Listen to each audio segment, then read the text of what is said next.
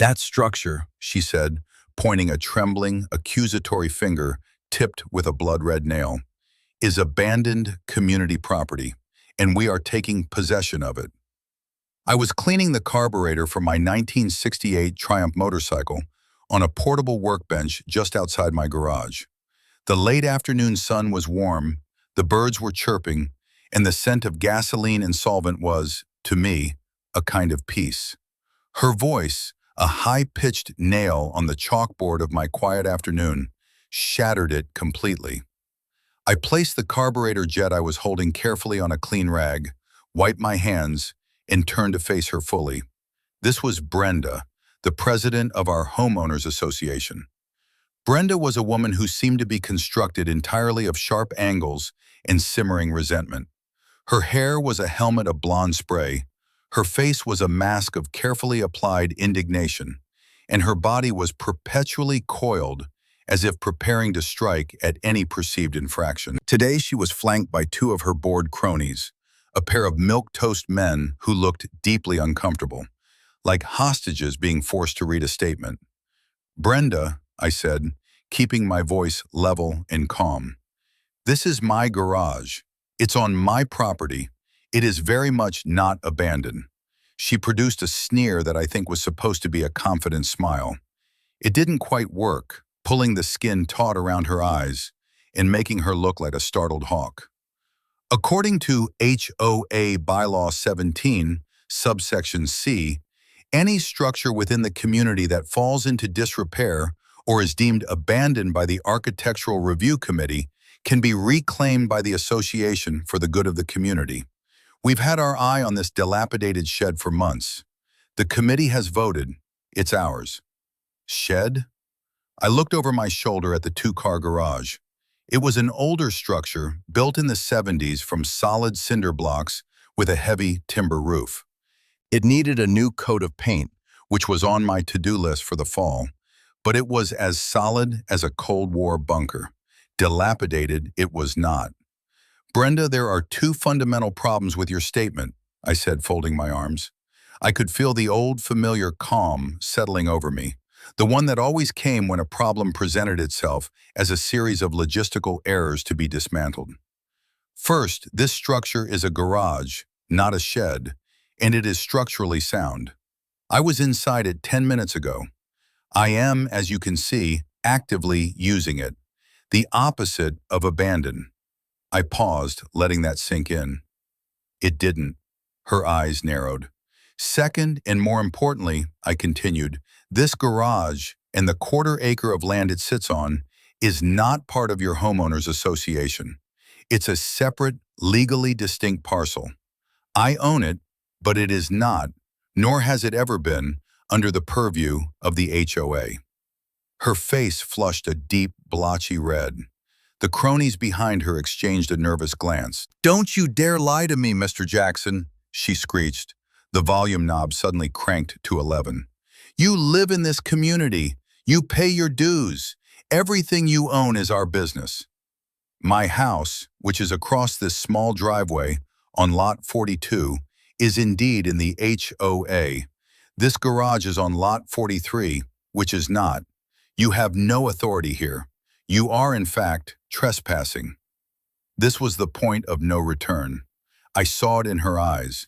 It was a challenge to her absolute, unquestionable authority over her little kingdom of manicured lawns and beige mailboxes. She wasn't processing the facts. She was processing the insubordination. "You will receive a formal notice of seizure," she spat, her voice thick with venom.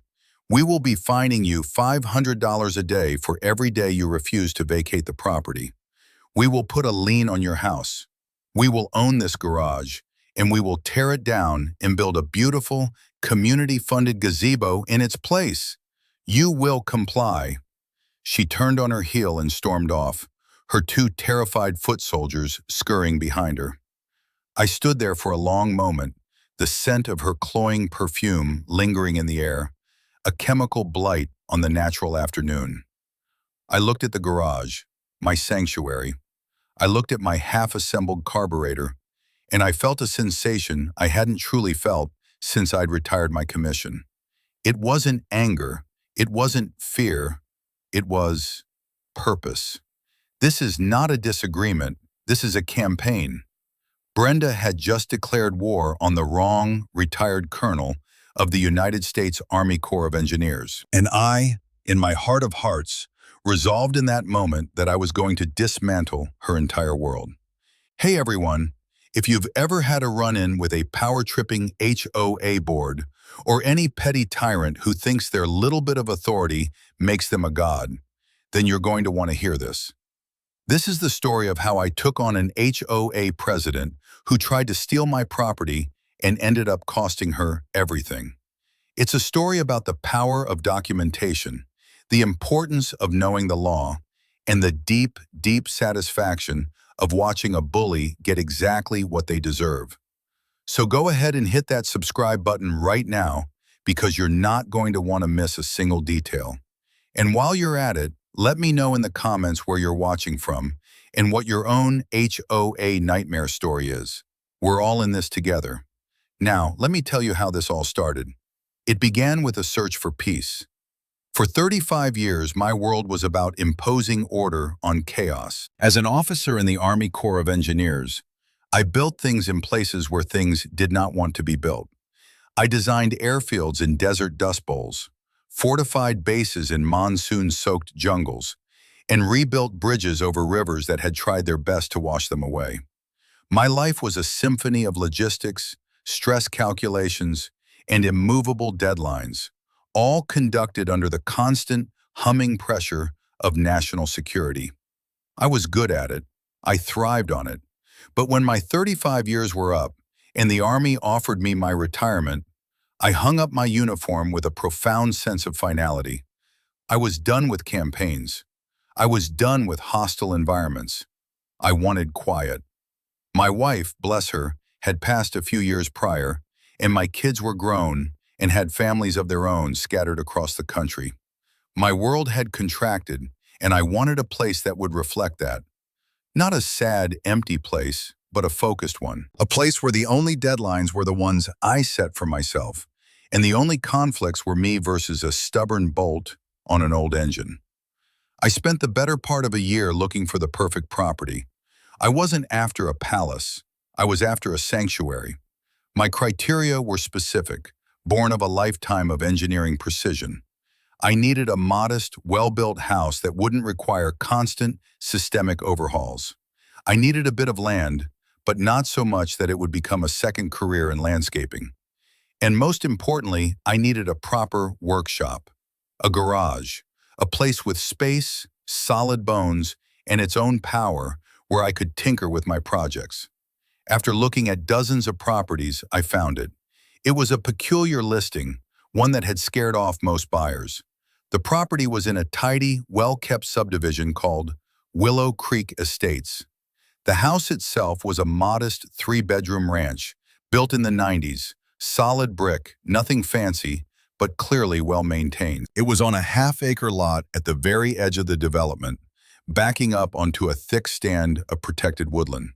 It was Lot 42. The peculiar part was the adjacent parcel, Lot 43. It was a smaller quarter-acre plot that was being sold with the main house as a package deal. On this second lot sat a large, detached 2-car garage, built decades before the subdivision ever existed. It was a relic from when this whole area was just farmland. The previous owner, an old mechanic, had owned the land in the garage for 50 years. When the developer bought up the surrounding farmland to build Willow Creek Estates, the old man refused to sell his workshop, so they built the subdivision around him. Eventually, he bought the newly built house on the adjacent Lot 42 to live in, but he always kept the garage and its land as a separate parcel, with its own deed and its own property taxes. To most people, this was a headache. 2 properties, 2 tax bills, and one of them was in an HOA, while the other, inexplicably, was not. The realtor explained that when the HOA was formed, the developer drew the boundaries to exclude the old mechanic's garage lot because he refused to join. It was an island, a tiny, sovereign nation surrounded on 3 sides by the beige sea of Willow Creek Estates. To me, it wasn't a headache. It was perfect. It was a fortress of solitude, legally separated from the very kind of neighborhood oversight I wanted to avoid.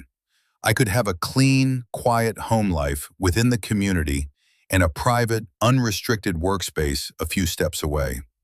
I read the survey documents, the county plot maps, and the HOA's own founding charter 3 times over. The boundary lines were as clear as a surveyor's mark. Lot 42 was in, Lot 43 was out. I bought both parcels in a single transaction. The closing was a bit more complex than usual, with 2 separate deeds to be filed, but it was all perfectly legal and above board.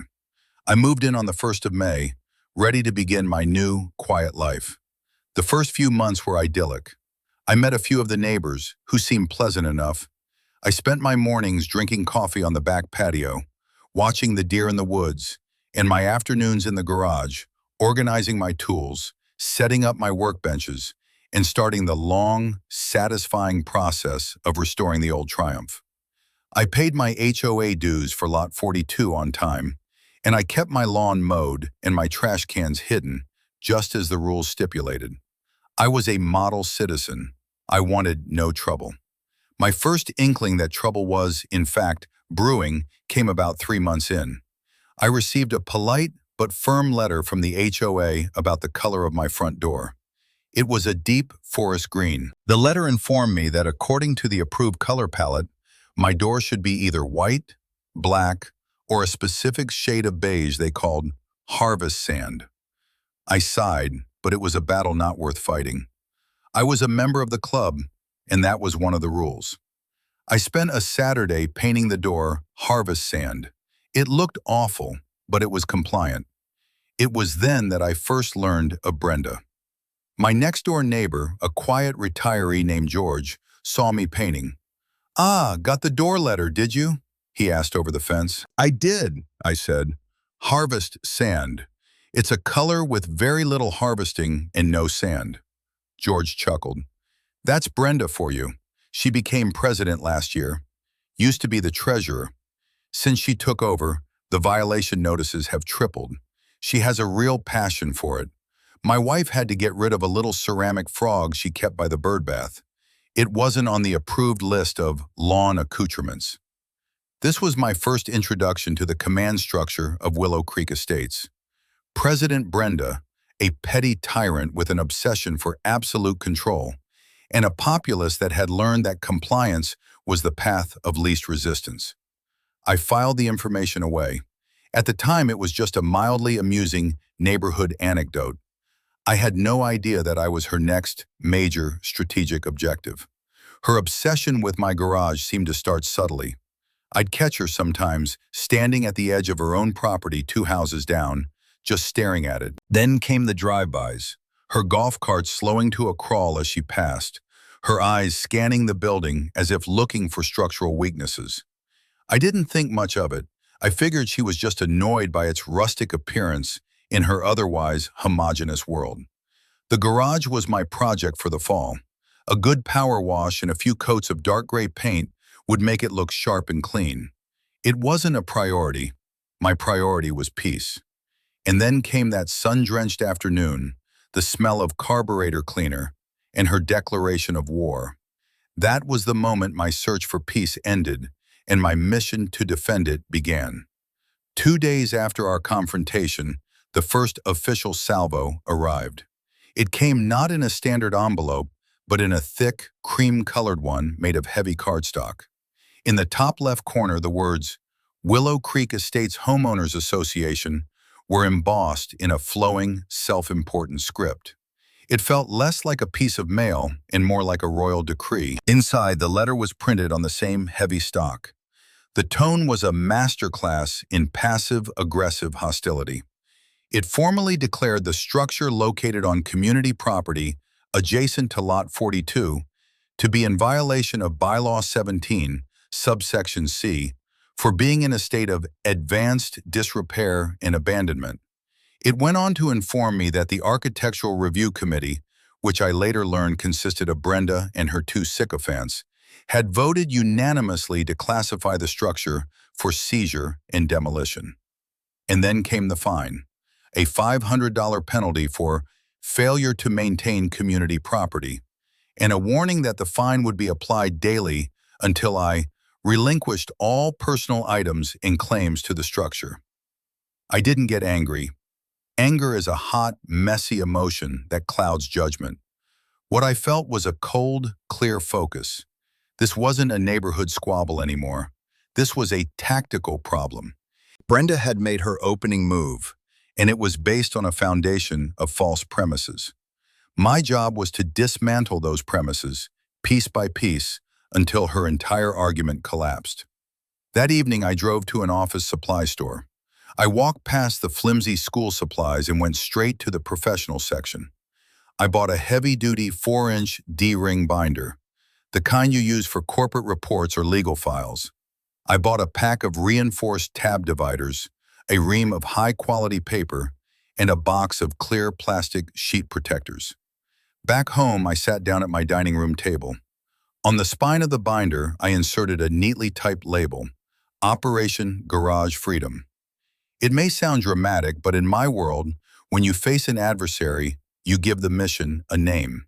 It focuses the mind. It turns a chaotic mess into a series of objectives. The first thing that went into the binder was Brenda's letter. I slipped it into a sheet protector and placed it behind the first tab, labeled Incoming Correspondence. The second thing was a copy of the receipt for the binder and supplies. I filed that under a tab labeled Expenses. Every cost associated with this fight would be documented. My next step was to field prep my opposition research. I spent 2 hours in my home office, printing documents. I printed the official, filed with the county deed for Lot 42, my home. I highlighted the legal description of the property boundaries. Then I printed the official, filed with the county deed for Lot 43, the garage property. I highlighted its boundaries. I then printed the county's own digital plot map, which clearly showed the two parcels as distinct entities. Finally, I printed the section of the Willow Creek Estates HOA charter that defined the boundaries of the association's authority. Lot 43 was conspicuously absent. With my evidence gathered, I began to compose my response. This was not a letter to a neighbor. This was a formal, legal communication. I drafted it on my computer, the language precise and devoid of emotion. Dear Miss Brenda, last name, and the board of the Willow Creek Estates, HOA, it began. This letter is in response to your correspondence dated, date, regarding the structure located on parcel number, Lot 43's official parcel number. Please be advised that your letter contains several critical factual errors that render its claims and associated penalties null and void. I then laid out the facts in a numbered list, a technique I'd always found effective for dealing with disorganized thinking. 1. The structure in question, a 2-car garage, is not located on community property. It is located on Lot 43, a privately owned parcel of land. Please see attached Exhibit A, deed for Lot 43. 2. The Willow Creek Estates HOA has no legal authority over Lot 43. The HOA charter, which I have reviewed, explicitly defines the association's purview, and it does not include this parcel. Please see attached Exhibit B, County Plot Map, and Exhibit C, relevant excerpts from the HOA charter. 3. The structure is not abandoned. It is my personal workshop, and I am in it or on the property nearly every day. Your claim of abandonment is factually incorrect. 4. Consequently, any votes made by the Architectural Review Committee, any fines levied, and any threats of seizure or lien related to this property are illegitimate and legally unenforceable. I concluded the letter with a firm but polite directive. I consider this matter closed.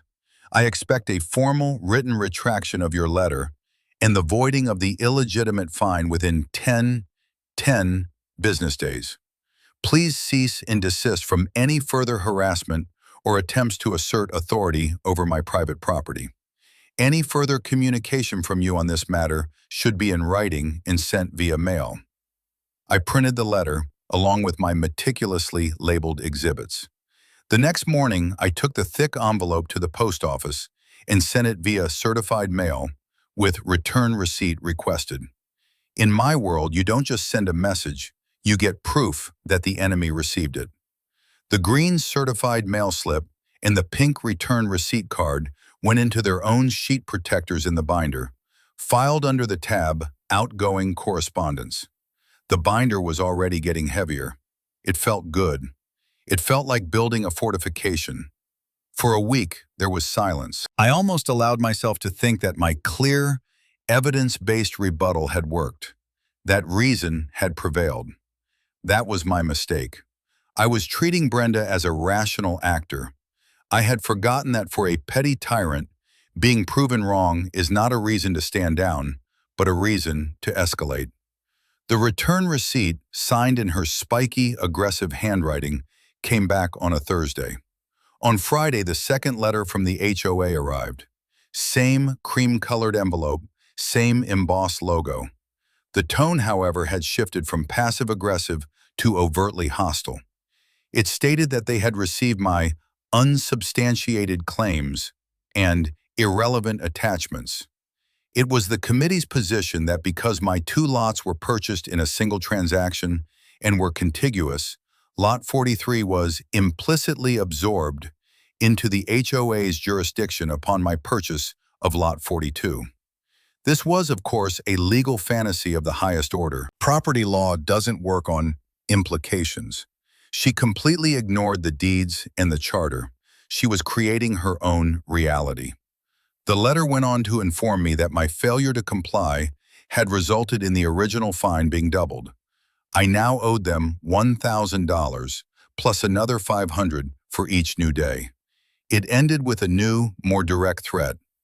If the property is not vacated within 30 days, the association will take all necessary steps to secure and take physical possession of the asset.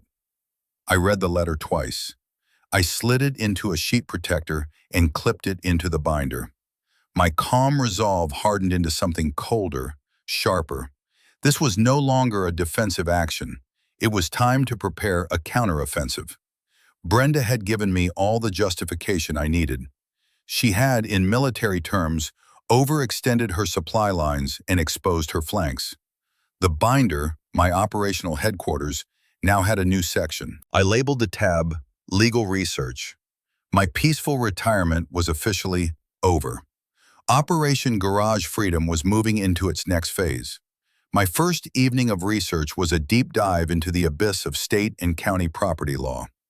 My engineering background had given me a high tolerance for dense, technical reading, and legal statutes were just a different kind of blueprint. They laid out the structures and limits of what was permissible. I wasn't just looking for laws that proved I was right. I already knew I was. I was looking for the laws that proved Brenda was illegally wrong. There's a crucial difference. I started with the state's statutes on homeowners associations. I found what I expected: laws that grant HOAs the power to enforce covenants and levy fines on their members and within their platted jurisdiction. The language was clear. The power was not limitless. It was strictly defined by the geographic boundaries laid out in their founding documents. This confirmed my position, but didn't give me any new ammunition. Then I moved on to property seizure.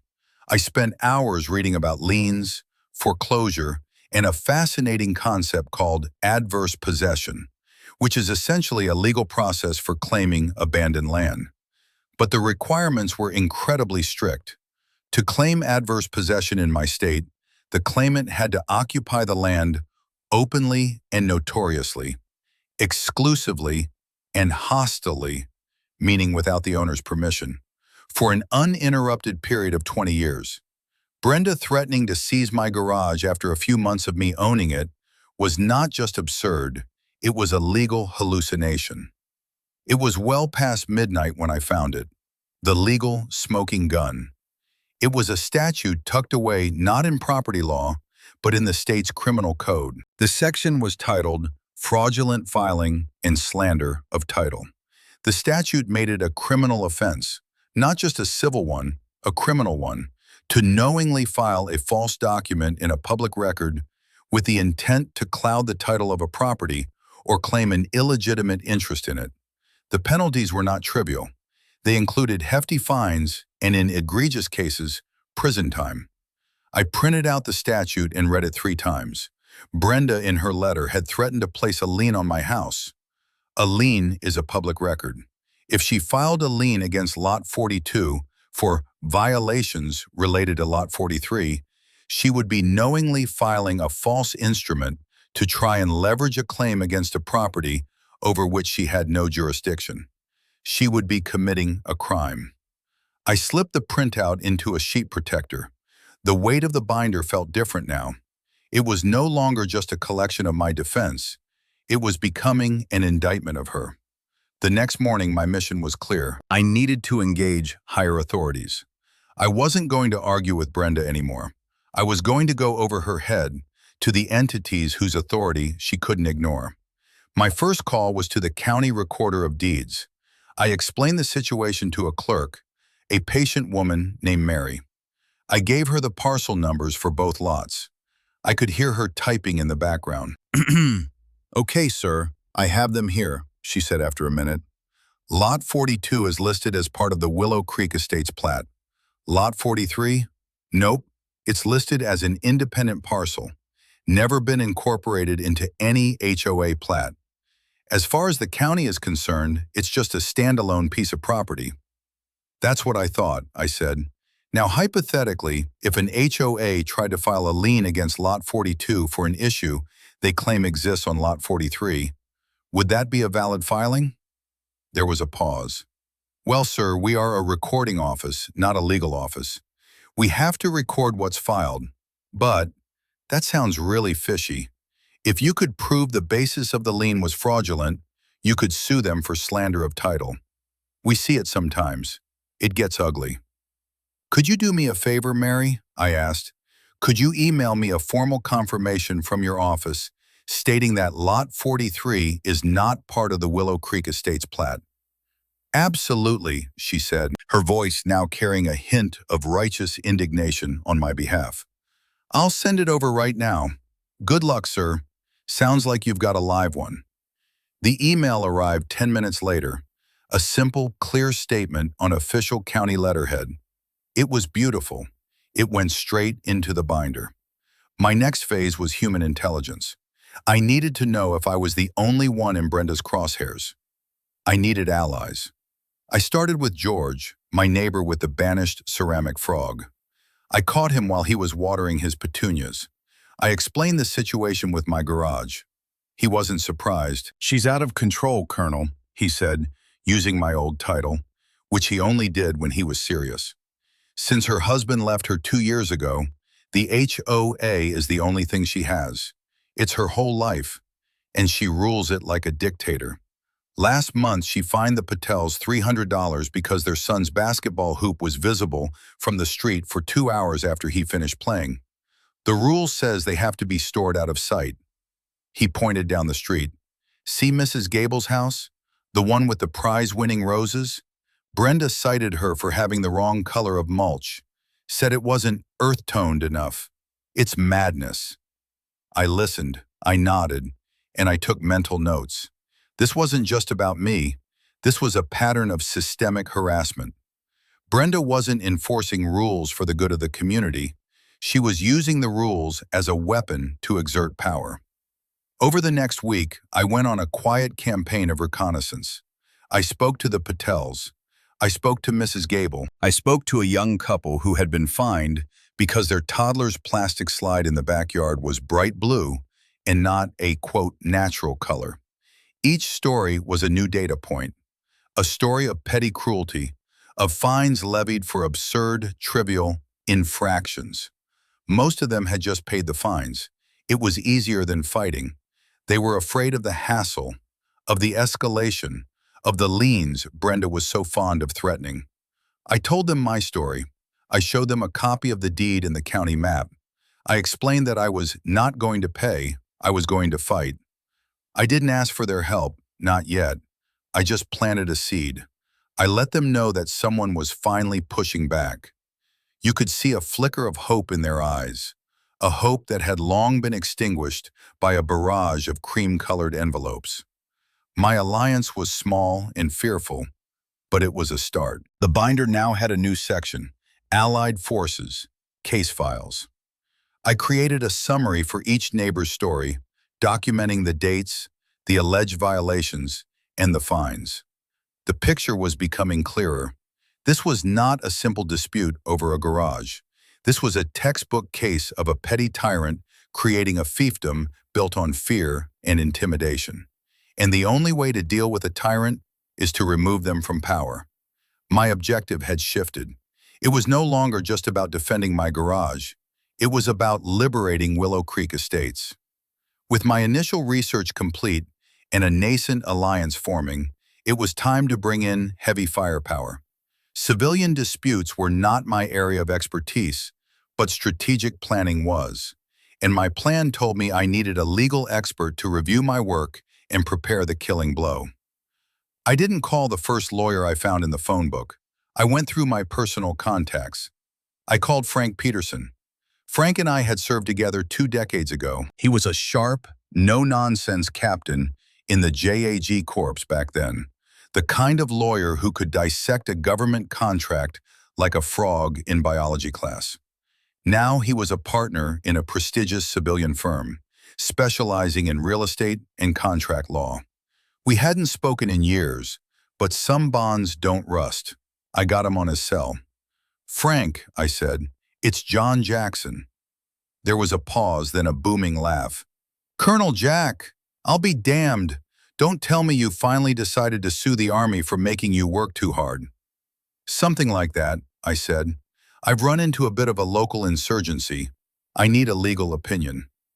We met the next day at his downtown office. It was all glass and chrome and expensive-looking art. Frank had gained a little weight and lost a little hair, but his eyes were just as sharp. He greeted me with a firm handshake and ushered me into a conference room that overlooked the entire city. "So," he said, leaning back in a leather chair that probably cost more than my first car, "what's the situation, Colonel?" I didn't give him a long, rambling story. I simply unzipped my bag, pulled out Operation Garage Freedom, and placed the 4-inch binder on the polished mahogany table with a solid, satisfying thud. "It's all in there," I said. "The theater of operations, the enemy's disposition and correspondence, my responses and my preliminary research. I need you to tell me if my strategy is sound." Frank leaned forward, a grin spreading across his face. He opened the binder. For the next 20 minutes, he said nothing. He just turned the pages, his eyes scanning each document. He read Brenda's letters. He read my certified mail receipts. He examined the deeds, the county map, the HOA charter excerpts. He lingered on the criminal statute for slander of title. I saw his eyebrows go up. He read my notes on the other neighbors' cases. Finally, he closed the binder, leaned back, and let out a low whistle. "John, this isn't a legal file. This is a kill box," he said, shaking his head in admiration. "You've built a perfect, inescapable trap. It's a prosecutor's dream. You've given her every opportunity to de-escalate, and you've documented her refusal to do so every step of the way. So my legal standing is solid?" "Solid. Colonel, your legal standing is carved in granite. Her entire case is built on a fantasy she invented. This implicit absorption nonsense wouldn't survive 30 seconds in front of a first-year law student, let alone a judge. The woman is legally illiterate and drunk on the thimbleful of power she has." He tapped the binder. "So, what's your desired end state? You want me to write her a scary letter? We can have this whole thing shut down in a week." "No," I said slowly. "A scary letter will just make her retreat. She'll back off my garage, but she'll continue to terrorize the rest of the neighborhood. This isn't just about me anymore, Frank. This is about a systemic abuse of power. I want to remove her. I want to dismantle her authority completely." Frank's grin widened. "A decapitation strike. I like it. But to do that, you need her to make one more mistake, a big one. An undeniable, public, and profoundly stupid one. As if on cue, Brenda delivered. The very next week while I was out getting groceries, she made her critical error. She didn't just threaten, she acted. I came home to find a bright orange sticker slapped on the main door of my garage. It was an official-looking notice, though the design was clearly a cheap desktop publishing job. It read, "Notice of seizure. This property has been deemed abandoned and is now under the control of the Willow Creek Estates HOA. All contents are subject to removal. Trespassers will be prosecuted." And on the doorknob, there was a brand new heavy-duty padlock and chain. She had physically locked me out of my own property. My heart didn't pound. My blood didn't boil. A profound sense of tactical clarity washed over me. She had done it. She had trespassed, damaged my property, the sticker left a horrible residue, and illegally barred me from accessing my own building. This was the mistake Frank had been waiting for. I didn't touch the lock. I took a dozen high-resolution photos of the sticker and the chain from every conceivable angle. I documented the scene like a crime scene investigator. The photos went into the binder. Then I executed the countermeasure Frank and I had discussed as a contingency. He had pointed out that her entire claim rested on the word abandoned. The best way to torpedo that claim, he'd advised, was to demonstrate active, formal use of the property. The day before, I had gone to his office and signed a document. It was a formal lease agreement. I, John Jackson, was leasing the garage on Lot 43 to a newly formed limited liability company for the sum of $100 per month. The purpose of the lease was for the storage of specialized engineering equipment and historical archives. The name of the LLC? Operation Garage Freedom, LLC. Frank had filed the paperwork with the state that morning. The lease was simple, but it was a masterpiece of legal maneuvering. It transformed my casual use of the garage into a formal, commercial arrangement. A property under a legal lease cannot, by any definition, be considered abandoned. We had it signed, dated, and notarized. It was an ironclad legal fact. Now it was time for the standoff. I called a 24-hour locksmith. As he was working on cutting Brenda's illegal lock, I set up a small camera on a tripod, aimed directly at the garage door. The locksmith, a burly guy named Dave, was finished in under 5 minutes. "What's the story here?" he asked, pocketing his bolt cutters. "Ex-girlfriend go crazy?" "HOA president," I said. "Ah," he said, nodding with the weary understanding of a man who has seen the petty insanities of suburban life. "Say no more." It didn't take long. My removal of her lock was like a poke to a hornet's nest. Less than an hour later, Brenda's golf cart came screeching around the corner. This time, she wasn't alone. She had her 2 cronies, and trailing them was a pickup truck from a local company called Joe's Junk Haulers. 2 tough-looking guys got out of the truck. Brenda marched onto my property, her face a thundercloud. "What is the meaning of this? You are interfering with an official HOA action. I told you this property was seized." I was standing calmly by the open garage door, my arms crossed.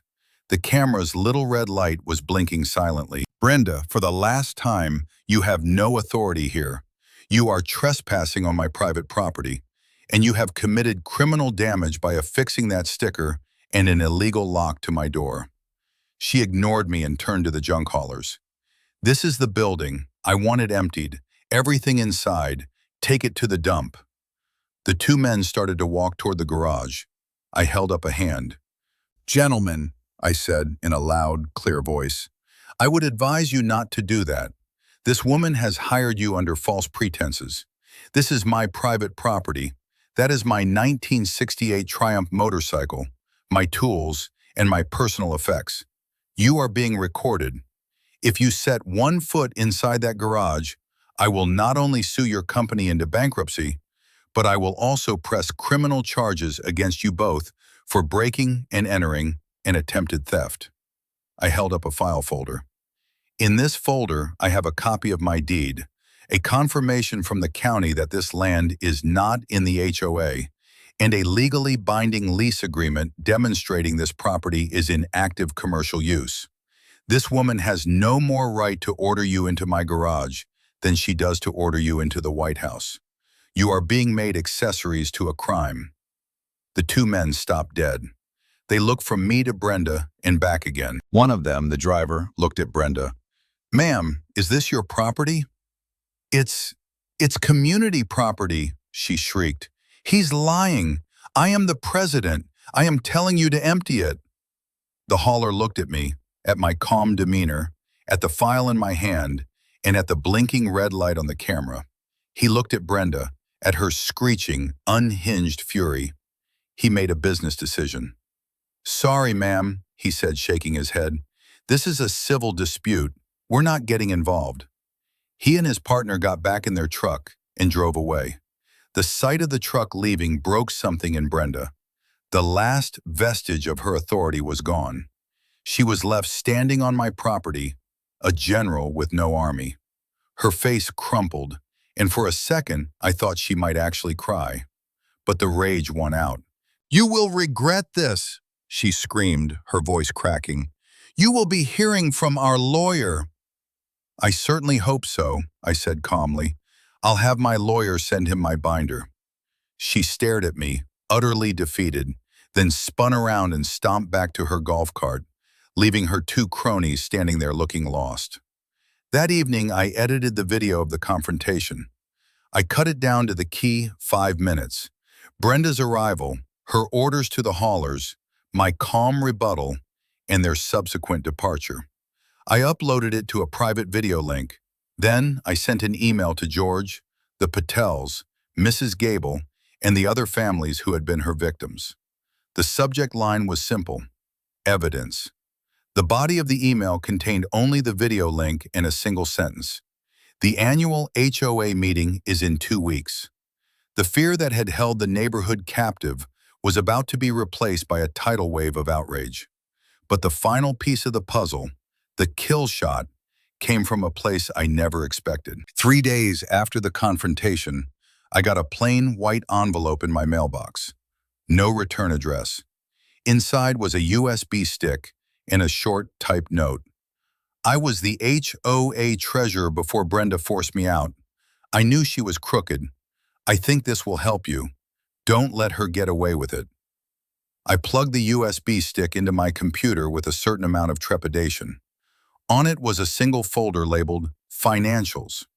Inside were copies of the HOA's bank statements for the past year and a separate folder of invoices from the HOA's law firm.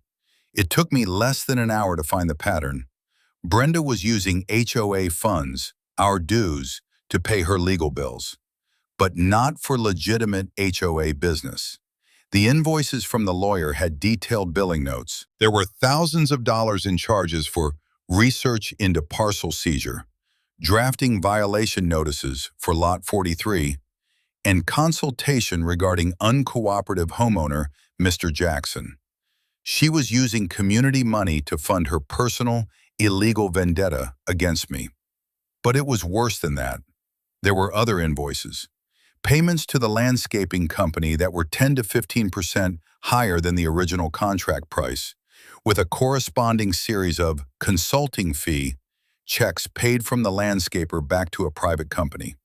A company, I discovered with a quick online search, that was registered to Brenda's maiden name. She wasn't just a tyrant, she was an embezzler. I printed everything: the bank statements, the invoices, the proof of her shell company. The binder was now nearly 5 inches thick. It was no longer a defensive file. It was a weapon of mass destruction. The annual meeting was now just over a week away. It was time to plan the final assault. The night of the annual HOA meeting, the community clubhouse was packed. Normally, these meetings were sparsely attended, a boring affair for a handful of retirees. Tonight, every single chair was filled, and people were standing along the back wall. George, the Patels, and Mrs. Gable had spread the word. They had shared the video. They had whispered about the financial documents. The air in the room was thick with a mixture of anger and anticipation. It felt like a courtroom just before a verdict. My allies and I had secured seats in the second row, right in the center. Frank, my lawyer, sat next to me, looking cool and collected in a sharp suit. He wasn't there in an official capacity yet, just as an interested guest. On my lap, I held a simple manila folder. The 5-inch binder was in my briefcase, my reserve ammunition. At the front of the room, Brenda sat at the head of a long table, flanked by her 2 pale, nervous cronies on the board. She banged a small wooden gavel. The 2023 annual meeting of the Willow Creek Estates Homeowners Association is now in session, she announced, her voice tight. She could feel the hostility in the room, but she plowed ahead, a captain determined to steer her ship directly into the iceberg. She went through the opening motions, approving the minutes from the last meeting, giving a report on the summer landscaping. Her voice was strained, her confidence a brittle facade. She kept darting her eyes toward me, a look of pure hatred on her face. Finally, she reached the part of the agenda labeled Open Forum for Homeowners. "The floor is now open for any questions or comments," she said, her knuckles white as she gripped the gavel. "Please keep your comments to under 3 minutes." This was our moment. As planned, I stood up. "John Jackson, Lot 42, I said, my voice carrying easily through the silent room. "I have a few points of clarification I'd like to address with the board regarding the use of HOA funds and the interpretation of association bylaws." Brenda's eyes narrowed. "Mr. Jackson, if this is about your dilapidated shed, it is about my legally owned, non-HOA affiliated garage," I corrected her calmly. "And it's also about a pattern of malfeasance and illegal activity conducted by you in your capacity as president." A collective gasp went through the room. Frank gave me a subtle, encouraging nod. "Those are baseless accusations," Brenda shrieked, banging the gavel. "You are out of order." "Am I?" I said, opening my folder. I walked to the front of the room where a projector had been set up for a presentation on the new pool hours. I connected my laptop. "I believe the members of this community have a right to see how their money is being spent and how their president is conducting herself." On the screen, the first image appeared, a crystal clear photo of the orange "Notice of Seizure" sticker on my garage door. "This is a photo of my private property taken 2 weeks ago," I explained. "The president, Miss Brenda, illegally trespassed and affixed this notice, claiming my property was abandoned and belonged to the HOA. I clicked to the next slide. It was the county plot map with Lot 42 and Lot 43 clearly delineated. As you can all see from the official county records, my garage is not and has never been part of this HOA. Her claim was a lie. I clicked again. The notarized lease agreement for Operation Garage Freedom, LLC, filled the screen. Furthermore, the property is under a formal commercial lease, making the claim of abandonment a legal impossibility. Her entire premise was a fabrication. Brenda was on her feet now, her face purple. "This is a private matter. This has no place here. I order you to stop." "It stopped being a private matter when you started using our money to fund your personal vendetta," I said, my voice like ice. The next slide was a copy of an invoice from the HOA's law firm. I had highlighted a line item, "Legal research regarding seizure of non-covenant property. 4 hours at $450 per hour. Total, $1,800. "This," I said, pointing to the screen, "is an invoice from last month. Our president spent $1,800 of our dues money to have a lawyer research how she could illegally steal my property." The room erupted in angry murmurs. "That's not all," I continued, my voice cutting through the noise. "This was the coordinated attack we had planned." Mrs. Gable stood up. "She fined me $400 because my mulch was too red. I have the letter right here." Mr. Patel stood up. "She tried to fine us $1,000 over our son's basketball hoop." George stood up. She made my wife get rid of a $20 ceramic frog she loved. One by one, a dozen people stood up, a chorus of dissent, each with their own story of petty harassment and outrageous fines. The room was turning into a mob. Brenda's two cronies on the board looked like they wanted to crawl under the table. They were shrinking, trying to physically distance themselves from her. Brenda just stood there, speechless, as the foundations of her power crumbled around her. And finally, I said, my voice dropping for dramatic effect, the question of where all this money is going. I clicked to the final, devastating slide. It was a simple flowchart I had created. One box was labeled HOA landscaping contract. An arrow pointed to a second box, landscaper invoices, inflated by 15%. Another arrow pointed from there to a third box labeled Brenda's Shell Corp consulting fees. And at the bottom, copies of the checks. It appears our president has not only been using our dues to harass residents, but has also been running a kickback scheme with a landscaping contractor, embezzling thousands of dollars from this community for her own personal enrichment. That was it, the implosion. Brenda emitted a sound that was half scream, half sob. Lies! It's all lies! Forged documents! You can't prove anything! She banged the gavel over and over, a frantic, useless rhythm against the roar of the crowd. Order! I demand order! But there was no order. She had lost the room. She had lost everything. It was George who made the move. He stood on a chair, his voice shaking but clear.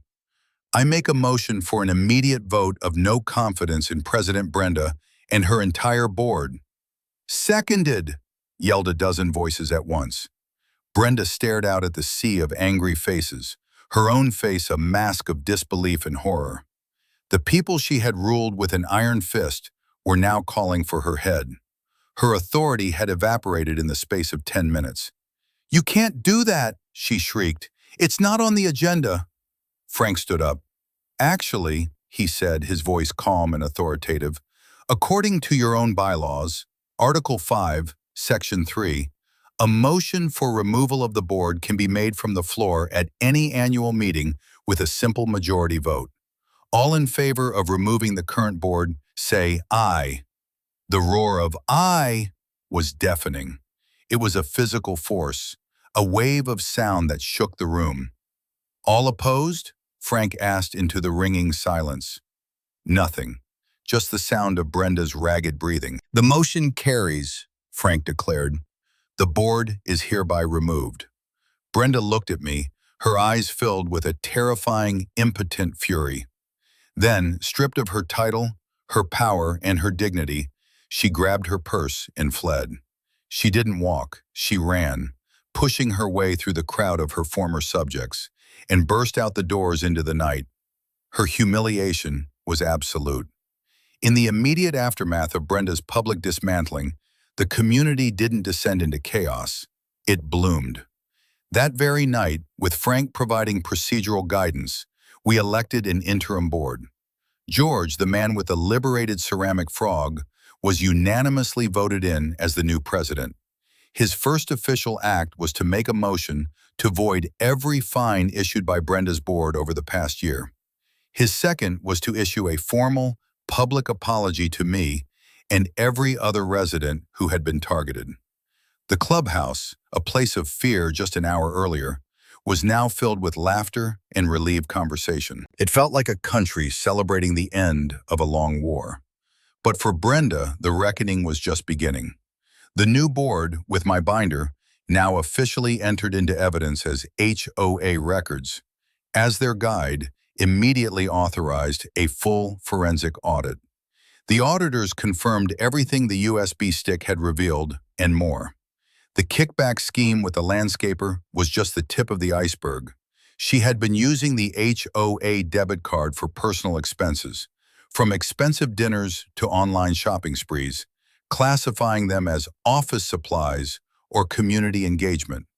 The new board, on behalf of the HOA, filed a civil lawsuit against Brenda to recoup every last cent of the nearly $50,000 she had embezzled or misused.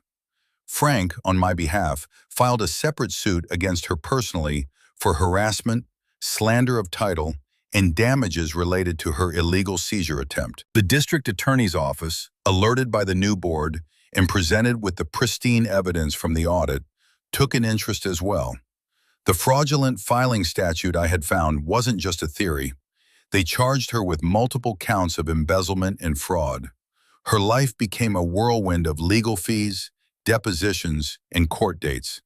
The beautiful house from which she had reigned over her tiny kingdom went up for sale.